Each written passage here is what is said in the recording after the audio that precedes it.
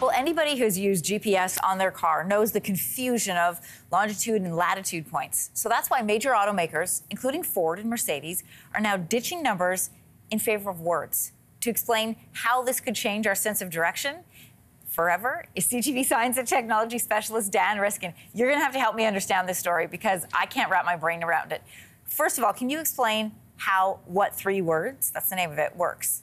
Yeah, what three words is a new way to point out where you are in the world. So you can use an address, everybody knows that, but that's not great if you're pointing out a hiking trail that's sort of off the side of the road in the middle of nowhere. You can use latitude and longitude, those are very specific, but it's really hard to remember all those numbers when you're saying, oh, I'll meet you at 73.19623 degrees north. It just doesn't work. So what three words does is it breaks the whole world into a grid of about 3 meters by 3 meters, and each of those squares has a three-word name, and they're random, so you don't know, what one word will be next to the one next to it. But where I am right now is a place called Gourmet Infinite Camp, and if you put those into what3words.com, it'll tell you exactly where I am right now, and you can use this to get very specific directions to any place you want to go. Okay, I really like that. Where are you coming to me live from again? Gourmet Infinite Camp. Gourmet Infinite that doesn't Camp. tell you anything. Yeah, I mean, it's much more helpful for me to tell you I'm visiting family in Edmonton, and so I'm at this hotel or whatever I do, and so that works. But if you were driving a car in Edmonton and we were meeting somewhere, I could give you a three-word name of a place, and your car could use its GPS to get to that place, and it would work just as well for a city address as it would work for a rural address, like a hiking trail or somewhere where we're going to go houseboating together or something like that. Okay, or instead of houseboating, we could take a trip to the CN Tower. What are the names of the CN Tower?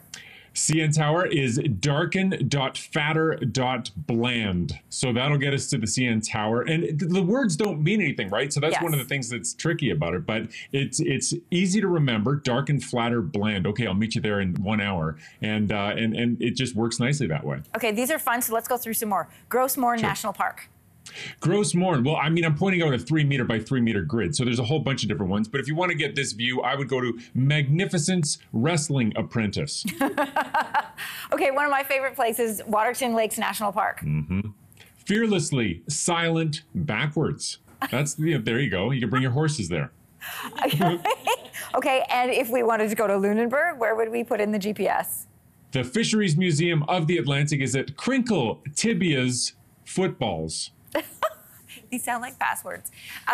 Okay, and one of the most beautiful places in this country, Long Beach and Tofino.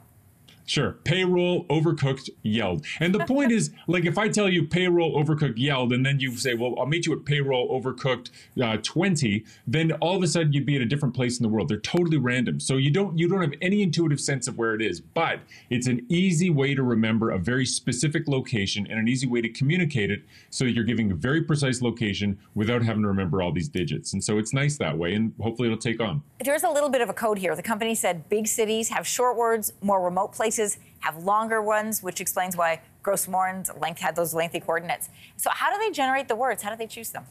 Yeah, so part of it is just having, it's a random nature. They have an algorithm that's proprietary. That's one of the criticisms a lot of people have, is if everybody gets reliant on the system and then all of a sudden the dictionary goes away, if the service disappears, everybody would be sort of stranded. So this is meant to be used, in concert with other ways of getting around. But yeah, they use English words, but if you speak other languages, they've translated them into other languages. They have to avoid certain words that could be offensive. Right. But they've got it all worked out. And yes, shorter words for more urban places, because those will probably get used more often.